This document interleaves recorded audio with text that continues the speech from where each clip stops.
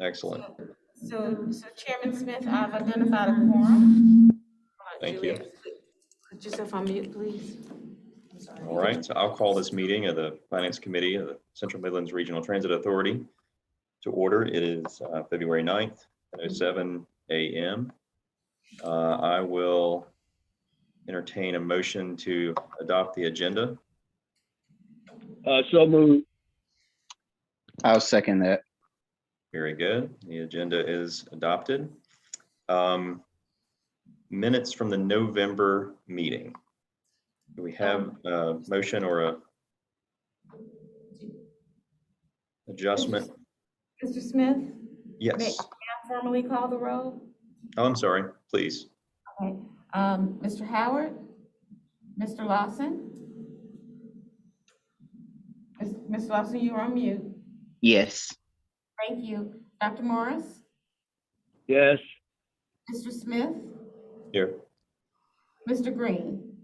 Here. Thank you. All right, thank you.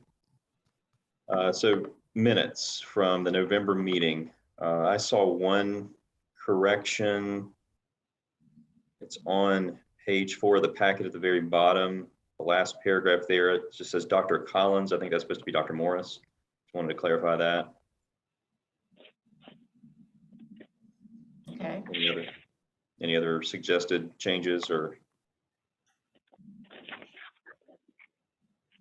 Okay. Do we have a motion, I guess, with that change? So moved. I'll second that, Andy. Very good. All in favor? Aye. Aye. Aye.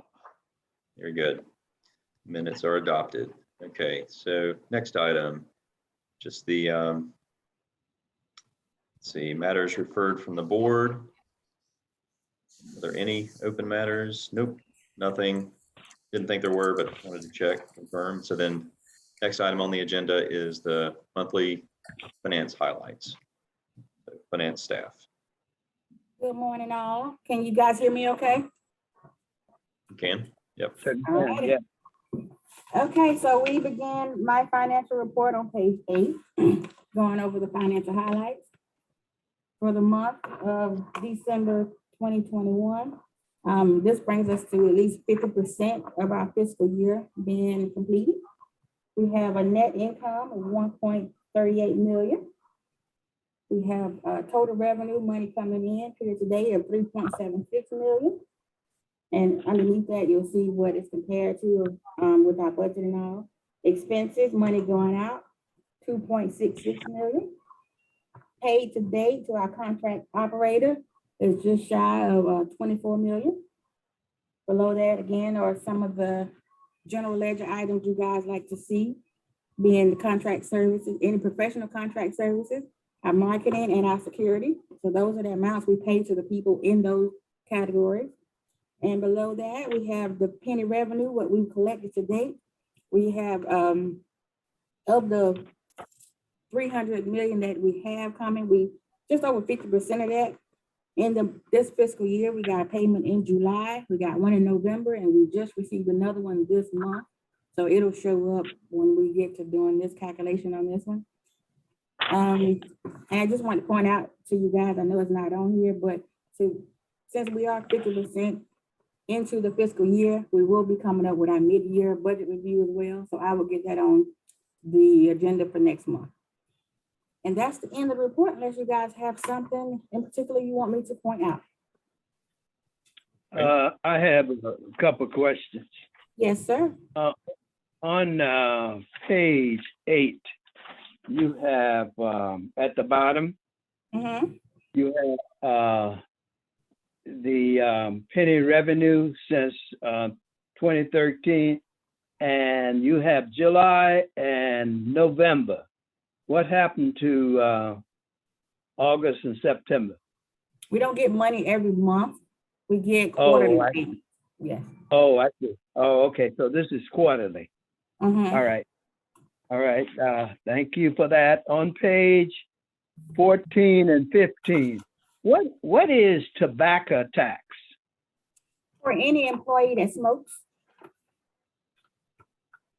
Beg pardon? It's for any employee that would smoke. You talking about the state tobacco premium? Yes. Yes, that's for, these are our health insurance underneath liabilities. That's in the Oh, I category see. for that's in the category for our health insurance. And the state tobacco premium is for employees that smoke. They have to take out that. Okay, so those few pennies are paid for insurance? The 6 cents. Yes. So no, that's after we do the payments, like I say, we deduct the payments from it, then we pay out. It's kind of like a running balance. So it's probably a case of rounding between the employee that has it and what we pay out. So when we get to the end of the fiscal year, we clear that out. Because it may be, like I say, 52 cent payable, 53 cent payable one point, and we might pay 54 cents. So it's from what they bill us to what we take from an employee. Oh, So it's okay. not, that 6 cents is not what we pay. The amount is $40 a month. Okay. So that's legit, huh? Yes. On page 16, what's rental income?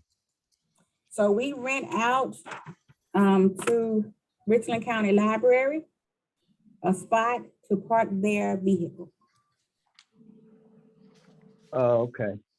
So we were doing All right. it to Megabus as well, but when COVID hit, Megabus no longer does that. But for right now, Richland County Library, each month we would charge them $60 to park a vehicle on site. Oh, I see. All right, thank you. You're welcome. Anything else from anyone? Yeah, Roz, I had a I had a question on page 16. I'm just curious. Down at the bottom where it says gain and loss for the sale of an asset, what assets did we sell? Let's It's a see. $400 under the annual budgeted amount column under revenue. Okay, so anything in that column is what we would have predicted. There's just and I'd say a whole space, but it's what we predict. And so that's what we budget that we may do. So if you go over to under August, Yes. that would be the point where you would look. So Crystal, you on the line. Can you remember what we sold to put in this? I'm trying to remember, Mr. I Lawson. think that's when we donated the USC buses, the Okay, Navy so- buses, and so it created a A So that debt would of be- 64,000. Yes, so we'll double check just to be sure. But as she said, once we got in all the the 12 new buses for USC, if you guys were aware, we were to donate the old Navy buses that we got to USC. So Okay. from there, you have to that give them a difference. value and then write them off. So it'll be in essence a loss to us if they were working back and didn't get anything. Yeah. And we just put that 400 as a placeholder, I'm assuming initially when we were forecasting. Okay.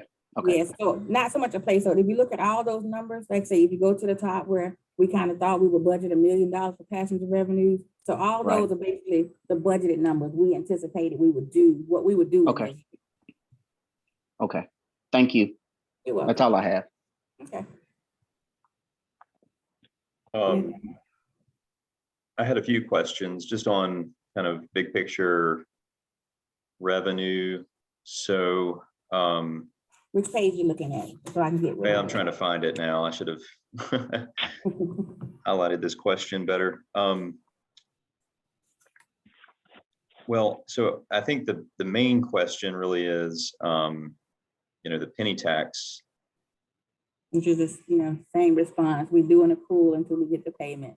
Right. So when we show, for example, that we've collected or that, we've recognized 19 million in revenue on a budget for the 50% of the year at 9 million, are we recognizing the full year there? So I'm on page 9. No, that's half the year. If you're looking at budgeted year to date. So yeah, but if you look at the actual column, it says 19. Yes. So I was explaining, so you said against 9 million. So 9 million basically is half of what we did. We budgeted 18. We anticipated 18. So yeah, if you take the little over 5.5 payments that we got, that takes us to 10, and then add in the months that we accrue. So every time I get a payment, I take that payment divided by 3 and then accrue. So it's actually the payments we got plus about 3 3.5 months of an accrual. But do you see when so if you look in the actual column, it says 19 million. So is that, Right. I mean, are we on track to receive 40 million for the year? I mean, that's what that looks like to me. So But- no, again, this number, okay, that number would include both of the 5.5 million that we received, Mhm. plus some accrual amounts. So once I get the next payment, those accruals will go out and that number will go down. So we just got that payment, what's this month, February? So come February, well, yeah, February, you'll see this number drop down to be closer to what we actually have received. So again, it's always, typically always higher because you have the actual receipts plus the accruals there. And then once I get a payment, I remove all those accrual and then put just the payment amount there. The Okay. actual receipt. In effect, what it looks like to me is that we're recognizing the full year of revenue. I mean, we're expecting 18 million and we're booking 19.7. It just looks to me, and I just want to clarify that we're accruing what looks to me like the full year, but Yeah. and that's having an effect on the overall statement. So if I look up above and I see net income year to date of 17.76 million, but that's really because we're booking the full year of penny tax. We just need to keep that in mind, that's why that's so high. Gotcha. And let me just make sure I didn't forget to take out one of the 5 millions that were already there. But normally when I get a payment, I go ahead and back out those accruals. But I see what you're saying. We only budgeted 18 for the year, but this is already at 19. Yes, that is over the amount. So I will double check that just to make sure I didn't forget to pull out the accruals for it. And like I said, all of it will be corrected by the next payment or the next finance meeting. Okay, thank you. And then, because I don't want us to, I mean, when I look at that statement on page, or your summary on page 8, it does kind of give the impression that we're either, we've either collected a lot more revenue than we thought, or we're underspending, or some combination of both. But really, it's in some measure because we're showing the full year of the Retax Collection. Right. So I will double check all that and have it all corrected by, I will send out an amendment if need be, but it will be corrected by next meeting. Okay. And then the final thing that I had was just to update kind of on the capital expense. I'm back down to page 12, right in the middle of the page. We got that, capital expense section where we've only, year to date, we've only recognized 650,000, but we've got a $6.3 million budget for 6 months. Just kind of wanted to get a sense for, Let's see. are there, the thing that jumps out at me is, like, are there supply chain issues, or are there, are things not moving as quickly as we thought on capital? Where are you exactly? Page 12 Mm-hmm. of the packet, right in the middle, there's the capital expense section of the income statement. Okay. And so if you look in the actual column, it says 650,066 versus the budgeted year to date of 6.3 million. Right. And your question is, so I guess the biggest part of that would be the CapEx part, where we were intending on buying something. So with the expenses, we normally, as far as the budget go, we'll put down there what's been awarded to us for the fiscal year. And if we get to, like, say, for the shelters, we apparently we're given 1.3 million. So we'll put that amount there because we know we've been awarded that by the FTA. And again, for CapEx, we probably, well, not say probably, we're anticipating buying, CapEx is usually our buses, rolling stock. So we were awarded money to buy rolling stock. So we put that there as our budgeted amount. And if and when we get those in that fiscal year, it hits against that line. Right, and that's my question, I guess, is we budgeted for those thinking that we're going to expense that this year, but I'm worried. I was concerned that if right, so this is where we go in and do the budget review. Right. And I go back to Michelle, to all sources, Leroy and Michelle both, and see where we need to make those adjustments. If for CapEx, we're not going to get them in that fiscal year, then she can go back and see if she can realign those dollars somewhere else. Okay. And no, Roz, that I'm asking these questions from experience because we're dealing with You know, okay? supply chain issues with police cars and garbage trucks. Yeah, yes, and we are having supply chain issues. Yeah. We say we can order, as you're aware, COVID is putting a lot, even almost 2 years later, they're still putting a damper on deliveries. Yeah. Lead time on all this stuff is just crazy. You're Yes. buying a new piece of equipment. Okay. I think that's all I have. Any other questions from the committee? Yes, Andy, I have one alibi. Roz, I'm on page 17. I just had a question about the charitable donations. I'm assuming it says passes only. I'm assuming those are bus passes. Yes. So it looks like we budgeted for 30,400, but we haven't made any payments. What's the status of that?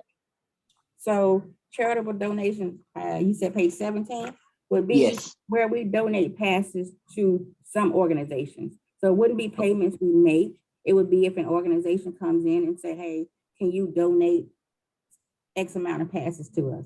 So we did that. Got it. Yeah. Okay, so nobody has requested any passes this year. We have 2 requests, but they came after the point of this. Okay, understood. That's So all you'll I see a had. number, Thank you. yeah, you'll see a number populate in there soon. Okay.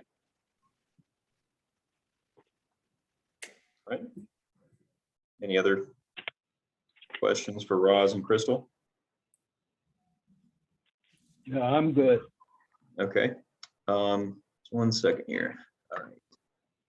So now I think what the next item is, I'm kind of having to toggle back and forth. I apologize. DBE from Dr. Prince. Good morning. Good morning. The DBE report is found on pages 24 through 27 of the finance packet. Page 24 is a summary and a quick snapshot of all vendors with a DBE goal. And as of the end of January, the company had paid approximately $27.7 million to vendors with DBE goals. And of this amount, approximately 6.8 were paid to DBEs. And once I do the calculation, it's approximately 24.7 or 25% for an overall agency goal. And this is since the contract started. So this is a cumulative goal. And I also want to share that there are several in the column which is percentage of goal achieved. If that amount is less than the contract requirement, then I have been in contact with the vendor to ask them about the difference. And one of the vendors has already submitted additional payments, but it'll be reflected next month.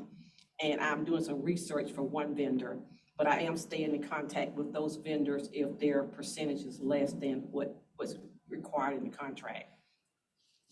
On page 25, it's just a summary, so you'll be able to see all the payments that were made to DBEs from the vendor. And on page 26 is, page 26 and 27 is relevant to RATP DAIP and their payments to DBEs. Of a cumulative amount is 21.7% of their 20.06%. And on page 27, it shows their cumulative their payments from start of this fiscal year, July 1st up through the end of December, and it shows 15%.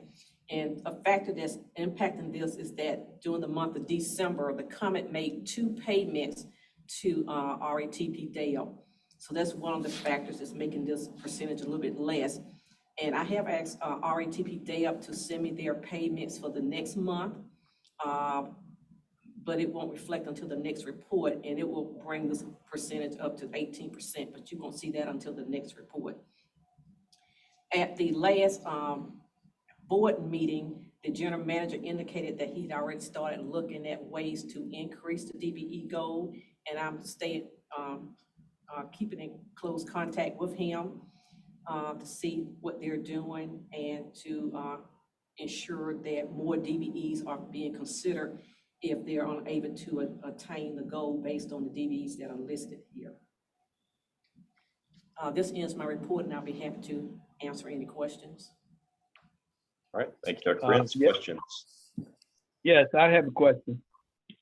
Dr. Prince, you, well, matter of fact, the general manager indicated at our last board meeting that he's going to work on improving this DBE goal percentage. And yet I see for the end of December, it's 15%. And that concerns me. I know it was 18% at our last board meeting. Now it seems to me it's going down lower. Now it's at 15%. And if we continue to let RapDev do this, at the end of the fiscal year, we are going to be in trouble. Now tell me, what are we going to do for the next 2 quarters to make sure we get up to 20.06%? The general manager, he's in the process of looking at adding additional DBEs to assist. And then some of the DBEs that are listed here, there's not a lot of activity, and that some had to do with the pandemic where they were unable to proceed in providing services. So as we go forward, the general manager is looking at revisiting those DBEs to see if there will be some activity going forward. But he's also in a position to add additional DBEs, and he has asked me for assistance in identifying some DBEs. And as I stated earlier, the 15%, it would basically be 18%, but it's at 15% because we have 2 payments that were made to RATP in the month of December. And I use the same figures that the finance department is using when it comes to payments. Do we need, or do you need any assistance in terms of outside source to take a look at RapDev payments and their percentage, or are you on top of it? Well, I'm on top of calculating the percentage and everything. Like, I think the most important thing is that if they add additional DBEs, just in case they're unable to utilize the DBEs percentages that they have already identified in the contract. So the most important thing is for them to probably go ahead and add additional DBEs. Okay, is our executive director on the line? No, sir. Oh, okay. Well, maybe this is something that he should get involved in with you, Dr. Prince. Okay, I'll make contact with him. Thank you. Hey, Doc, good morning. I got a question for you. Okay.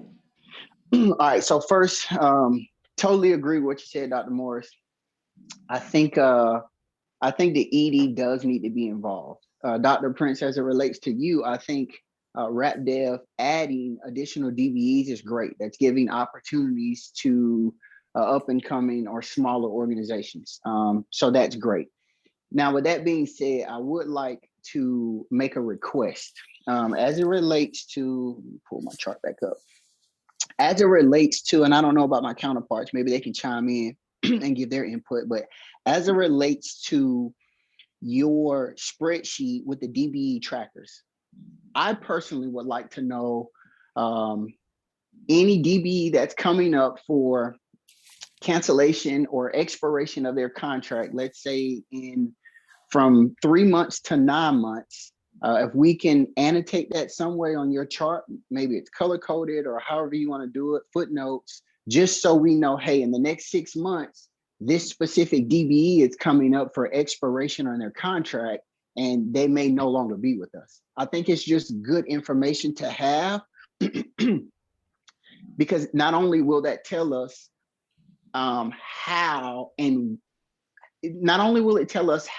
RapDev is dispersing the money, it'll also tell us with the accuracy in which they're doing. Because if this DBE's contract is expiring in the next 6 months or in the next 9 months, right? Obviously, they should have received substantial amount of payments up until that point. Does that make sense?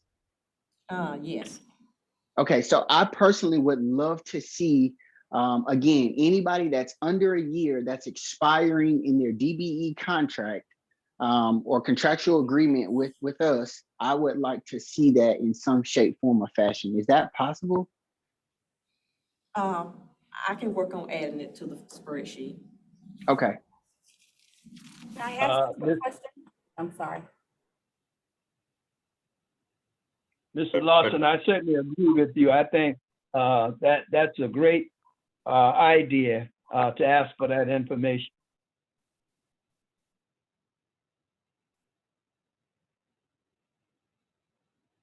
Any other thoughts? Roz, did you have something you wanted to add? Yes, just a follow up to Mr. Lawson when he was talking about the contract sheet. Are you wanting to see that from them and the comment or just from RATP Dev? That's a good question. I'll let Dr. Prince or you and Dr. Prince kind of take point on that, since you're, in the weeds there. Whatever makes more sense. I would just like the information projected so we can reference it. And then I think ultimately it goes into holding RATP Dev accountable, right? Because Dr. Prince sometimes can't answer these questions because she doesn't know. And it's on RATP Dev's lead to provide that information. However, again, with my reference, if that contract is ending in the next 6 months, this vendor should at least be paid up to 80%. And if they're not, there's a huge problem, because they shouldn't be at 60% and their contract is ending in 3 months. That's a problem. And one thing I want to share is that what I remember from seeing most of the contracts is when it's the same time frame as the contract, their contract with their DBEs is the same time frame as the contract with the comment. Okay, so that's perfect. And so you're saying that if their contract is ending with RATP Dev, then it's simultaneously ending with the comment. Is that what I understood? Yes, but in some Okay. cases, you may have a DBE or a firm that may decide that they want to end the contract sooner. Yes, ma'am. Understood. However it makes sense, Dr. Prince, I'll let you spearhead that. But however it makes sense, I think the information can be beneficial. That's all I have here. Okay.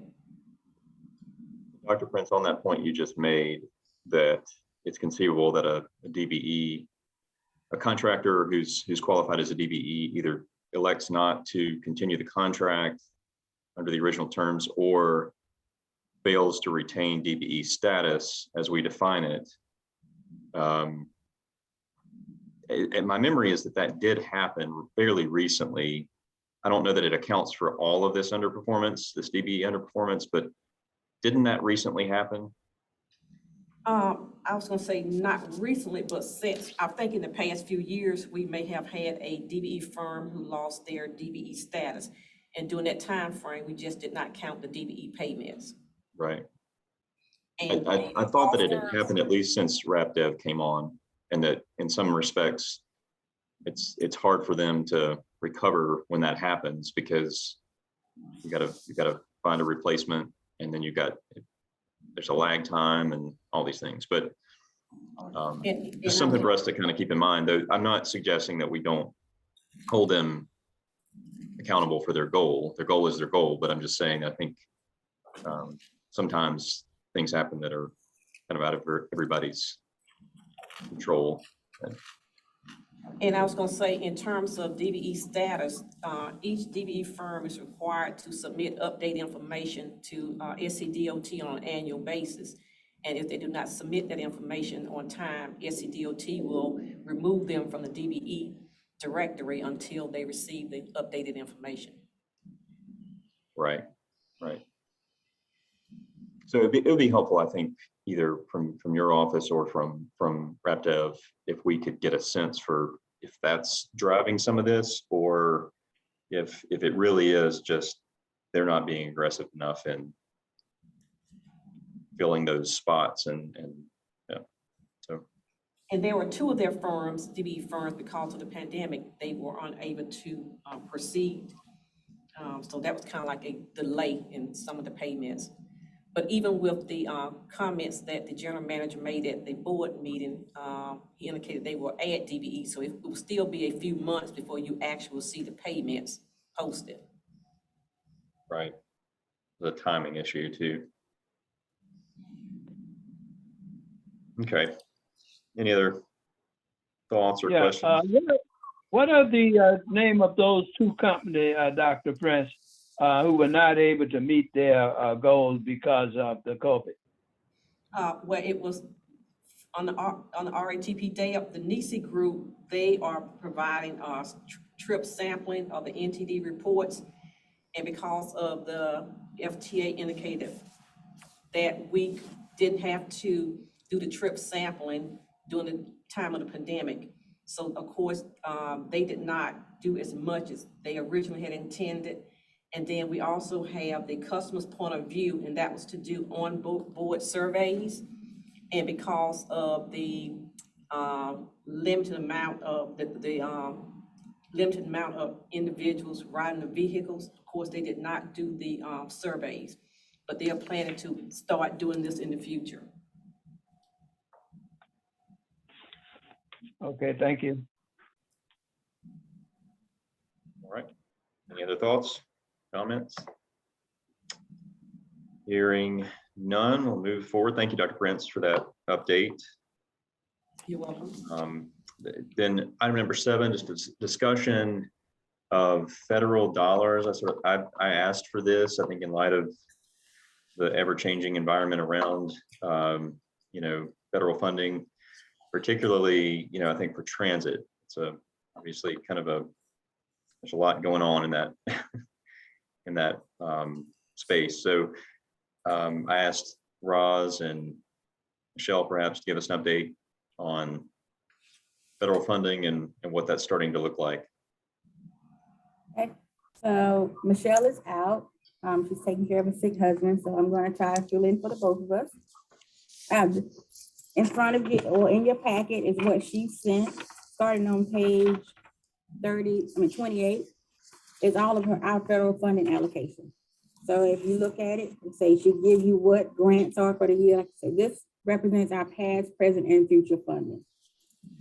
She wanted to make it known that as of today, the only new funds allocated to our area from the FTA are the ARP funding and the CRISA funding, which is the COVID relief funding, and ARP.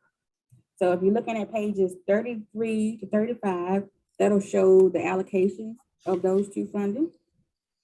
The 5310 funds are to enhance our mobility for seniors and individuals with disabilities.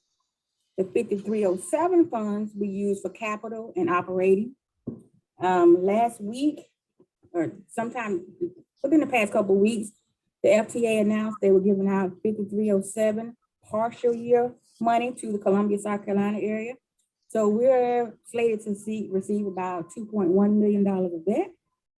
So again, she wanted to make or stress the point that this is just a partial year apportionment for these funds. And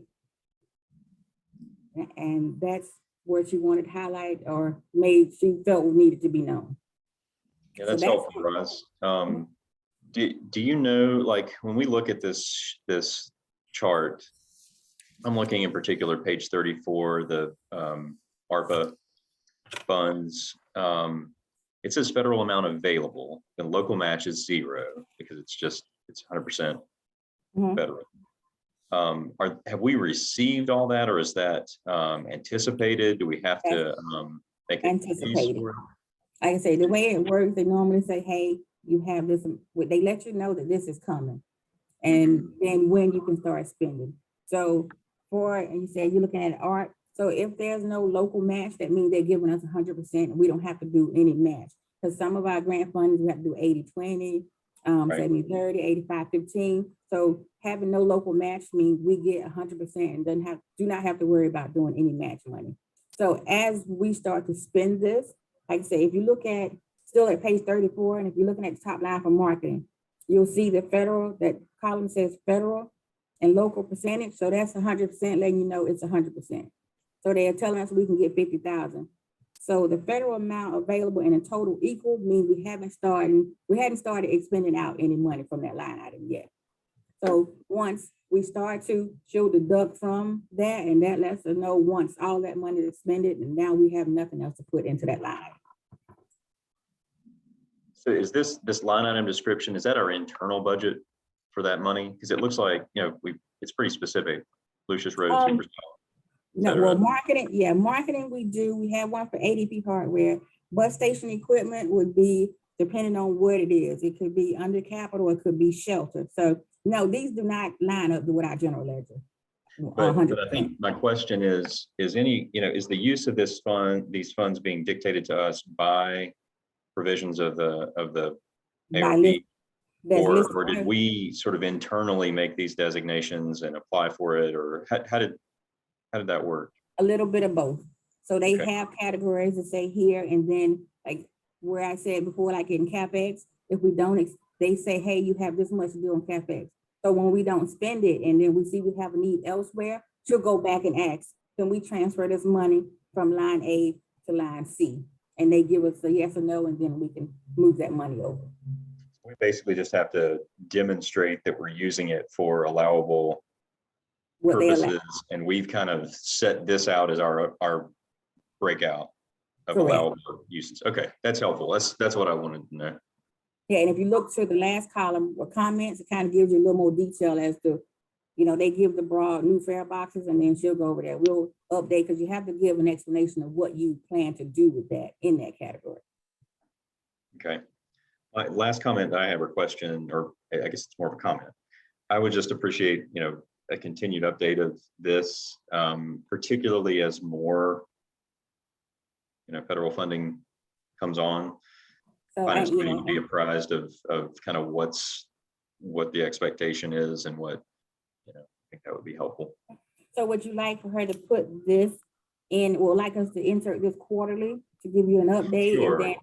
And Yeah. if something in between happens, just to make a quick mention, because I know that infrastructure fund that's out there now, there's That's kind of what I have in mind. Those are the kinds of things that once we know about, once we have a pretty strong sense for what it is, how it's going to work, and what amounts and that sort of thing, I think it would be helpful with the finance committee to be just aware.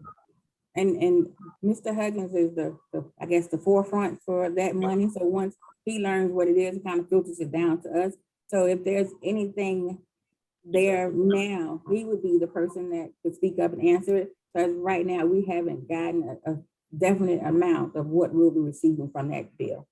Yeah, and that's what I was about to suggest, that you work, closely with Mr. Huggins and make sure that, we're apprised of everything as soon as possible, but not before. I'm not encouraging us. I'm not encouraging you to be say something before it's counter eggs before they've hatched, kind of thing. I don't want that. I'm just saying that if finance committee can be updated when it's appropriate, Right. That would be helpful. Once we have definite numbers that's what we're getting, yes, we'll let you guys know. Okay, excellent. Any other thoughts on the federal funding? Yeah, Ross, Yeah, I have, I'm sorry, go ahead, Dr. Morris. No, yeah, I yield to you. Go ahead. Roz, I just got one question. So I'm on page 33, and maybe it went over my head, but I'm looking at the proposed funding. So this is for FY20. This is for FY20. However, it says application in progress. Make it make sense for me. So have we been awarded this, or what? So not to, well, the process is we'll go and apply for a grant. So the application will be in. They give you what's called a temporary award. It's like, yeah, you can do this. But they haven't completed the whole thing. So it says new grant and it's FY20. So these in essence are funds she's asking for from FY20. Okay. So they'll give you, because they have them available in years and nothing happens fast. So like for us, say we'll still spend those dollars and say, hey, we can apply these to a future grant. Even though the number says 2020, it'll happen in our future years. So we don't move fast when giving us that money. So the application, and this is what she's asked for. And they'll already tell her that, hey, this one has a local match. So with this, we know we have to do a local match. So all this is calculated, formulated, so we'll know what we're up against when the time comes. And then they'll come back and say, okay, application approved, here's the funding. Got it. So just to make sure that we're on the same page. So they've already promised to give us this money, and in turn, we started spending ahead of time. Yes. Got it. Okay. Okay. Understood. Thank you. That's all I have. Just hope that they don't come back and say, it's very rare that they ever come back and deny once they've already said yes. But Okay. yeah, we can forecast based off of what they say. Okay, you have the tentative approval to go ahead. Understood. Okay. Thank you. Ms. Andrews, Yes. I think it would be helpful if Mrs. Ransom could give her report at our meeting. I still have some questions about the federal monies that's coming in for the buses, the hydrogen and electric buses. And I don't know, I read something in the report, but I don't know exactly where we stand with those funds. So the funds are there. If you look on the page that he just mentioned, page 33, and you'll see the one that says, it's like 4th row down, including line and description that says no expenses. Those are the buses. You see it says portion of the cost. So that's all, and Leroy may can speak up because he's been speaking to CTE, but the money is there. We just now say it doesn't happen overnight. We have to do the studies on where we're going to put the charging stations, how we're going to get this all panned out. So that is in the works. It's there. So there's that line item for the buses that you're talking about. No is low to no emissions, and that would be the hydrogen fuel cell buses and the electric bus. Oh, okay, okay. Dr. Marsh, this is Leroy. We're Yeah. working, the company that's leading this project, CTE out of Atlanta, we meet on a weekly basis. Right now, they're in the process of making sure that all the contracts that need to be done are in place. They're working with our legal and their legal to make sure that all the vendors that'll be involved in the project, we have all the agreements that we need with them. And what we plan to do is once we get to a point of all that's done and legal has approved the contracts, and as we go in the project, we will be scheduling them to do a presentation to the board, or if you feel they need to speak with the finance committee, we'll be doing that also. But we're trying to get the project where the foundation is there. We've done different things like identify where the charging stations are going to be, but it's a long process to make sure we've got, all the legal things in place. And they've also scheduled out a timeline for the project. So once we get that more confirmed, then we will definitely have them updating the board on where we are and where we're going and their leadership in the project. There's no timeline on this. We wouldn't lose the fund.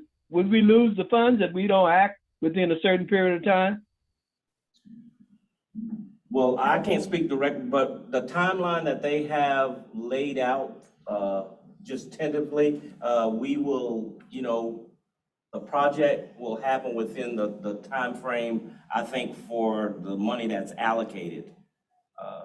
Michelle will probably speak more specifically on that because she's involved in these meetings also. But they have scheduled out a time frame for the project, so we feel comfortable where we are now based on the time frame that we have. Okay, thank you.